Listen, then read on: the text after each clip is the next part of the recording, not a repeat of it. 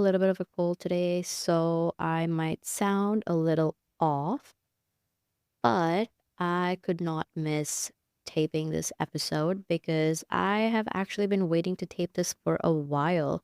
And this is how I know that I am doing something that I truly want to do because if this was a job, like a regular job that I didn't really find any kind of excitement in, I would be so happy that I got sick because I would just want to stay in and do nothing and take off. But me wanting to be here and tape this episode is a clear sign to me that this is something that I truly enjoy doing, regardless of rise or shine, sick or not sick. And it's just a great little indicator to myself that I am in alignment doing something that I enjoy. Anyway, this is just like a side note to what the topic is actually going to be about today. And so, welcome to episode 9 of Mindset Mentors. This episode is titled How to Stay in the Present Moment. And this topic is just so precious to me because I was somebody who was never in the present moment. I remember being briefly in the present moment in my childhood, but since the day that I probably immigrated to the United States when I was 12 years old, I don't think I've been in the present moment. Since that age, I have always been thinking about basically the future of how I was going to get through high school, how I was going to get through college, and how important each of those times in life were to set me up for a better future. And so I realized thinking back that I completely lost a good part of my childhood from the age of 12 when before that everything was about having a good time. It was about spending time with family, spending time with my friends, going out, like doing different things. And it was very like childhood energy. And from the time I moved to the US at 12 years old, I kind of feel like I've never felt that emotion again of being in the present moment. And this is actually true up until I started traveling. And so that's what I'm going to talk about in this episode. It's going to be about how travel can really be a way of finding yourself back in the beautiful present moment. And I'm also going to give you some pointers and tips about how, if you cannot travel at this moment or you don't want to travel, there are some things that you can do in your present routines, in your daily life, that will bring you back to that present moment. And that's what we're going to be talking about in this episode. And I'm super passionate about it because in this age, we need it. We need to bring ourselves back consciously to the present moment just for us to be able to stay in a place of calm and peace. Having said that, let's dive into the episode. The reason that I love travel so much is because it was a way for me to find myself back in the present moment. When I'm traveling, when I am, for example, kayaking in Thailand, or when I am climbing a volcano in Bali, I realized that those moments were so precious and so memorable and so amazing and beautiful. Yes, of course, because I was in these amazing exotic places, but underneath that, it was because I was fully present. My entire body, my entire mind, my entire soul, that mind, body, soul was in perfect balance and I was in the moment. And I didn't know this at that time. I didn't know that this feeling that I was feeling while I was traveling is because of this intense feeling of being in the present moment. I couldn't really put a finger on it besides the fact that I felt so free. I felt so relaxed. I felt so calm. I felt so brave and all these amazing feelings. And the reason that I believe travel does this is because you are asked to be so focused in the thing that you're doing. It forces you to problem solve. For example, that time when I lost my baggage in Portugal and I had no clothes, I had no makeup, I had nothing basically. I had a toothbrush with me and I had like I think two pairs of underwear and just like basic like night clothes and a shirt and like black pants. That's all I had for like a while in Portugal because my baggage was lost. And I reminded myself that I can be calm in that moment. I had all these outfits that I had planned to wear when I was wine tasting in Portugal and this and that. And I realized that all of a sudden that, hey, my baggage is gone. I need to be present. I need to focus on what I have in front of me and give it my all. And that's kind of what I did. It was kind of forced to problem solve and figure out other ways to clothe myself and also find ways go go through all of the steps in the procedure to find my baggage. It was not a fun, exciting thing to do, but I had to do it and I was forced to do it. So that's what travel does. You're forced to problem solve, which brings you back into your body and into the present moment. You are also forced to interact with the local people because a lot of the times you may not really know the directions to a certain place. Also, especially if you're traveling around Europe, or a country where you don't know the language, it's really hard to follow directions sometimes. And sometimes the Google Maps doesn't really help you with that. So you're forced to interact with local people. You are forced to sometimes even, pull up your Google Translate and use Google Translate as a tool to communicate with people, which is it's sometimes it can be seen as highly stressful, but it's not really highly stressful because you are so present in the moment. And if you rewire your brain into thinking that this is an exciting moment for me to learn and grow, and this interaction is just so pure, you will actually enjoy being in that state where you have to interact with people and find your way around and find means to an end. And again, the reason that I bring this up is because travel has taught me how important and how fun it is to be in the present moment. And underlining that the present moment isn't something, that you have to be in a state of zen or you need to meditate to be in. This beautiful, beautiful present moment is basically just intense focus on that thing that you are doing in a particular moment. So, as you guys know, I am taking a break from travel.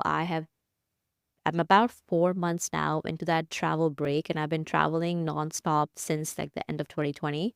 And about 4 months into this travel break, where I have no trips planned, re- I have just decided to take time to just sit with myself without any external stimulus as travel. And what that taught me is ways to cultivate that same sense of being present into my daily normal life. And although my life now isn't about taking flights or trying new foods, I have found ways that have really helped me embody that same feeling of presence in my home or in my regular job or in my, drives to the grocery store. And again, it's not something that is so out of reach. All of us have this ability to be in the present moment. I just want to take a moment to talk about why it's important also to stay in the present moment because when you're in the present moment, it's not only about getting out of your head and it's not only about not worrying about the future or the past. You're in the present moment. You feel an intense, this beautiful, just feeling of flow within your body. You feel good energy circulating your body. Your mind is calm. Your mind is able to now come up with new ideas and new things that you want to do. And it also is a great way that, let's say, you are in a icky situation where you need to figure things out. By being in the present moment, you are able to tune into yourself and tune into your mind and use your spirit to come up with solutions to those problems. And it's not about the outcome always. It's about the process. And when you're in the present moment, you truly learn to enjoy the process of it. So, having said that, one way that I have learned to truly be in my present moment in the daily is the act of simply doing my laundry and folding it and putting it away. You know, when I'm so focused on this act of folding up my laundry, I am truly no one else in my mind. I am fully making sure that it is folded the right way and that I put it away in a place where it needs to be so that my future self would thank me. And that's my only goal when I'm putting it away. I'm like, okay, so when I'm in a rush and I really need this shirt and I really need these pants, do I know where to go to get it? And that would makes the life of my future self easier. So in that moment, that's all I'm focusing on. I'm focusing on making sure that I put this away the right way in the right place so that when I need it later, it'll help me. And just that intense focus in this act of doing my laundry has brought me to the present moment. And the same I can say for cooking. And I've actually talked about this in one of my previous episodes about how when you're cooking, you need to be more present in terms of like chopping up your vegetables and, putting stuff into the pan and adding each ingredient, taking your time to do that, feeling the texture of the vegetables.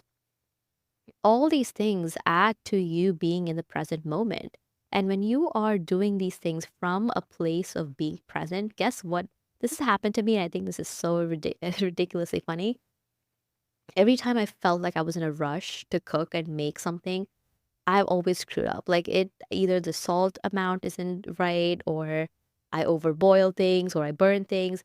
But those times where I have consciously told myself that I'm going to take my time to make this dish, or I'm going to take my time with, cooking either for myself or for someone else. Every time I took my time and told myself that I'm going to be present and truly feel it, the food has always come out better. It's always been like so much better. And I truly give the credit to being in the present moment and really enjoying the process of cooking rather than rushing and focusing on like I need to eat, so I need to cook as fast as possible so I can eat. No, it's about enjoying the process, loving the process of cooking as well as enjoying the process of eating. All right. I'm getting a little bit of a yucky throat here, so I'm gonna keep this episode short, but do want to get into some of the other points here. So point number 3 is the same can be said when you're in the shower. You know, I actually had this habit of listening to music while I was in the shower, and it was great. I really enjoyed it. But I've recently started to not take my music into the shower with me because I was like, let me just use all my five senses in focusing on the shower. And so that includes feeling what the hot water feels in your skin, all the sensations that you feel. It's about feeling the soap and the shampoo in your hands. It's about smelling the shampoo. It's about feeling what the shampoo feels in your hair, the textures, the smell, what it looks like, basically engaging all your five senses in the act of showering. And that has been so transformative to me because in the past, I used to dwell on things in the shower. I used to worry about the future in the shower. I used to think about, all these like things that were just not serving me in the shower. Besides, also, I do believe some of my best ideas have been in the shower. Just this idea of cutting yourself off from the past and the future and just kind of engaging all your five senses in the shower process. It's been great. It's been so much fun, and I highly recommend you guys try it as well because it truly is just a moment for you and your body, and that is just so empowering. A lot of the times, as you guys know, like I grew up, I was incredibly chubby when I was growing up. I had a lot of struggles in accepting my body for the way it was and all these things, which I do want to talk about in a future episode.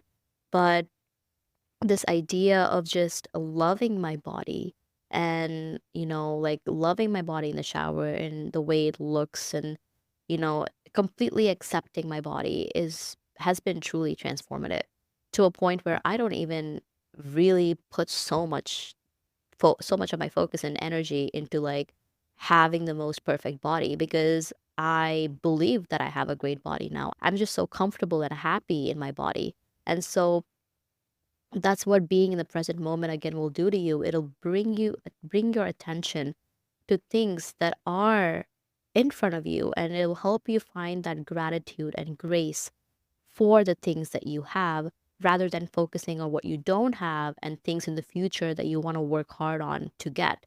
Although I'm never going to say that you shouldn't work for the things today for your better future, but I will say that staying in the present moment will just help that process of getting to your goals a lot more easier and a lot more enjoyable. Another way to bring your focus back to, to your body and be more in the present moment is by bringing your attention to your breath and your breathing. I know there's a lot of people online that talk about different breathing exercises that you can do and all these other breathing meditations and so on and so forth. And you can go ahead and, if that's something that interests you, you can go ahead and look for those things. However, I do want to say that you don't need all those things. Let's say that you're in a highly stressful argument or you're in the middle of something that's causing you a lot of anxiety or anger or frustration. The quickest way to come back to your body is to consciously think about your breathing and bring awareness to your breath. Conscious breathing to me is something as simple as making a note of how the air that goes into my body as I'm inhaling feels cooler, and how when I exhale that breath, it feels warmer. This is conscious breathing. You are just bringing your full attention to the process of breathing in your air, feeling what it feels like, and breathing it out and feeling what it feels like.